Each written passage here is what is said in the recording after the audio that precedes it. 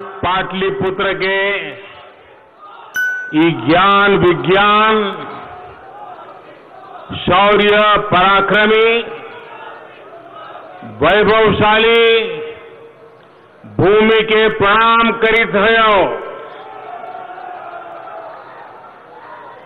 महान सम्राट अशोक विश्वगुरु चाणक्य महान गणितज्ञ आर्यभट्ट और गुरु गोविंद सिंह के गौरवशाली धरती पर अपने सबके अभिनंदन करी थी। बिहार के मुख्यमंत्री और भावी भी मुख्यमंत्री मेरे मित्र श्रीमान नीतीश कुमार जी, केंद्रीय मंत्रिमंडल में मेरे साथी श्री रविशंकर प्रसाद जी, राज्य मंत्रिमंडल के अन्य साथी सांसद श्रीमान रामकृपाल यादव जी, पूर्व सांसद डॉक्टर सीपी ठाकुर जी, मंच पर विराजमान अन्य सभी सांसदगण, सभी पार्टियों के नेतागण और मेरे प्यारे भाई और बहनों,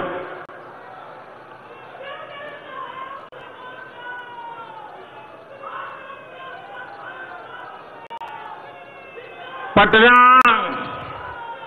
नालंदा और दूसरे जिलों के अलग अलग क्षेत्रों से पधारे आप सभी साथियों और हजारों साथी डिजिटल माध्यम से जुड़े हैं, सभी को मेरा आदरपूर्वक प्रणाम। हर बार की भांति इस बार भी आपका स्नेह और आपका जोश इस मैदान में ही नहीं बल्कि पूरे बिहार में संदेश दे रहा है, पूरे देश में संदेश दे रहा है। मेरा आज दूसरी बार बिहार आना हुआ है। मैं जहां गया हूं ऐसा ही अद्भुत नजारा, ऐसा ही उमंग, ऐसा ही दृढ़ निश्चय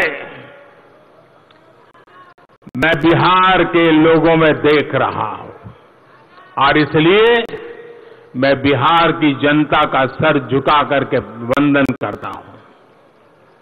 भाई और बहनों, बीते 1.5 दशकों में नीतीश जी की अगुवाई में बिहार ने कुशासन से सुशासन की तरफ कदम मजबूत गति से बढ़ाए हैं। एनडीए सरकार के प्रयासों के कारण बिहार ने असुविधा से सुविधा की और अंधेरे से उजाले की ओर, अविश्वास से विश्वास की ओर, अपहरण उद्योग से अवसरों की ओर एक लंबा सफर तय किया है। लेकिन सुशासन और विकास एक निरंतर चलने वाली प्रक्रिया है। जब एक सुविधा सामान्य जन तक पहुंचती है तो फिर उससे भी ऊपर की सुविधा के लिए आकांक्षा बढ़ती है। बीते सालों में देश और बिहार के युवाओं की यही आकांक्षा और अपेक्षा बढ़ी है। जो कभी वंचित था, अभाव में था, निराश था, वो अब आकांक्षी बन गया है। ये बिहार की और एनडीए सरकार की बहुत बड़ी कामयाबी है और इसके लिए मैं नीतीश जी को बधाई देता हूं। भाई और बहनों, अटल जी कभी कहते थे कि बिहार में बिजली की परिभाषा ये है कि जो आती कम है, जाती ज्यादा है। लालटेन काल का अंधेरा अब छट चुका है, लेकिन बिहार की आकांक्षा अब लगातार बिजली, एलईडी बल्ब की है। पहले अस्पताल में एक डॉक्टर का मिलना मुश्किल था, अब जगह जगह मेडिकल कॉलेज और एम्स जैसी सुविधाओं की आकांक्षा है। पहले गांव गांव में मांग थी कि किसी तरह खड़ंजा बिछ जाए, अब हर मौसम में बनी रहने वाली चौड़ी सड़कों की आकांक्षा है। पहले सामान्य रेलवे स्टेशन भी एक सपना थे, अब स्टेशन तो आधुनिक सुविधाओं से जुड़े ही रहे, नए नए रेल रूट शुरू किए जाएं, इसकी भी आकांक्षा है।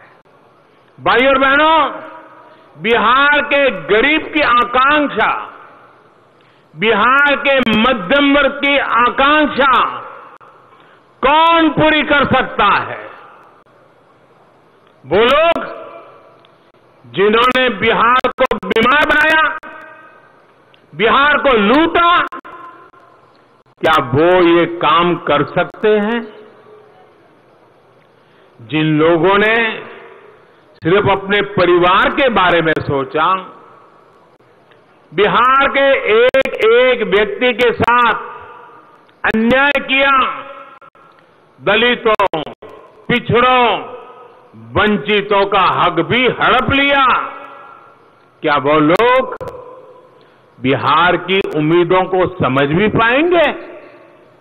साथियों, आज बिहार जो चाहता है, बिहार के लोग जो चाहते हैं, वो एनडीए के लिए संकल्प पत्र की तरह है, शपथ पत्र की तरह है। आज बिहार के शहरों को बिहटा जैसा नया और आधुनिक एयरपोर्ट चाहिए। पहले महात्मा गांधी सेतु की स्थिति सुधारने की मांग होती थी, अब पूरे राज्य में ऐसी सुविधाओं की मांग होती है।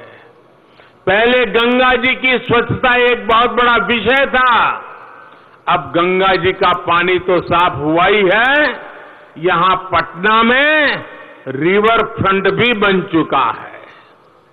हाल में जो सरकार ने मिशन डॉल्फिन शुरू करने का फैसला किया है, ये मिशन डॉल्फिन के कारण उसका सबसे बड़ा लाभ गंगा के इस पाट पे होने वाला है। पटना और आसपास के लोग उसके कारण बहुत रोजी रोटी कमाने वाले हैं। सैकड़ों करोड़ रुपयों का खर्च होने वाला है। साथियों, पहले पटना में रिंग रोड की मांग होती थी, रिंग रोड बनी तो फिर मेट्रो की मांग तेज हुई। आज पटना मेट्रो पर काम चल रहा है तो दूसरे शहरों में भी ऐसी सुविधा की अपेक्षाएं बढ़ी है। आज पटना सहित बिहार के सभी शहरों में सड़क, पानी और सीवर जैसे बुनियादी मुद्दों पर तेज गति से काम किया जा रहा है। गंगा जी में गिरने वाले गंदे नालों का पानी ट्रीट करने के लिए, साफ करने के लिए आधुनिक ट्रीटमेंट प्लांट भी लग रहे हैं। गंगा जी के घाटों का जीर्णोद्धार किया जा रहा है, घाटों का सुंदरीकरण किया जा रहा है। साथियों, एक समय था जब पासपोर्ट बनवाने के लिए पटना आने के सिवाय कोई चारा नहीं था, अब बिहार में 33 पोस्ट ऑफिस पासपोर्ट सेवा केंद्र खुल चुके हैं। अब पासपोर्ट बनवाना और आसान हुआ है और ये मांग भी बढ़ी है कि और शहरों में भी ऐसे सेंटर खोले जाए। भाइयों और बहनों, बिहार के लोगों की इन अपेक्षाओं की पूर्ति अगर कोई कर सकता है तो आपको भी भरोसा है, देश को भी भरोसा है, ये सिर्फ और सिर्फ एनडीए कर सकता है। आपकी इन अपेक्षाओं की पूर्ति एनडीए के द्वारा होना तय है। आत्मनिर्भर भारत, आत्मनिर्भर बिहार के पीछे भी यही प्रेरणा है, यही प्रोत्साहन है। इस अभियान का सबसे बड़ा लक्ष्य देश के, बिहार के अपने सामर्थ्य को नई ऊर्जा देने का है। इस अभियान का लक्ष्य बिहार के युवाओं को नए अवसर देने का है, नए रास्ते दिखाने का है। इसके लिए एनडीए सरकार दिन रात काम कर रही है। बीते समय में शिक्षा से लेकर शासन तक, किसान से लेकर श्रमिक तक, ईज ऑफ लिविंग से लेकर ईज ऑफ डूइंग बिजनेस तक के लिए अभूतपूर्व रिफॉर्म्स किए गए हैं। आज 3.5 दशक बाद नई राष्ट्रीय शिक्षा नीति देश को मिल चुकी है। इस शिक्षा नीति में भाषा और अवसरों के अभाव के कारण बिहार का जो हमारा गरीब और वंचित छूट जाता था, उसको सबसे ज्यादा लाभ होने वाला है। यही नहीं, बिहार जैसे राज्यों में इंटरनेशनल इंस्टीट्यूट्स और क्वालिटी टीचर्स के लिए भी एक खाका इसमें खींचा गया है। साथियों, पढ़ाई ही नहीं, सरकारी भर्तियों में पारदर्शिता के लिए निरंतर कदम उठाए जा रहे हैं। अगर एससी एसटी के आरक्षण को 10 साल के लिए आगे बढ़ाया गया है, इसी पार्लियामेंट के सत्र में हमने समाज के प्रति सामाजिक न्याय का ये कदम उठाया है। तो सामान्य वर्ग के गरीबों को भी सामाजिक न्याय का हक है और इसलिए सामाजिक वर्ग के गरीबों को भी 10% का आरक्षण दिया गया है। केंद्र सरकार ग्रुप बी और ग्रुप सी की सेवाओं से इंटरव्यू पहले ही खत्म किया जा चुका है। वे भ्रष्टाचार का बहुत बड़ा मायाजाल था, उसे खत्म कर दिया। अब और एक बड़ा महत्वपूर्ण कदम लिया है। अब कॉम्पिटिटिव एग्जाम की व्यवस्था में भी अभूतपूर्व सुधार किए गए। नेशनल रिक्रूटमेंट एजेंसी के तहत अब रेलवे, बैंक और दूसरी अनेक सरकारी भर्तियों के लिए एक ही कॉमन एंट्रेंस एग्जाम की व्यवस्था, ये बहुत बड़ा सुधार है।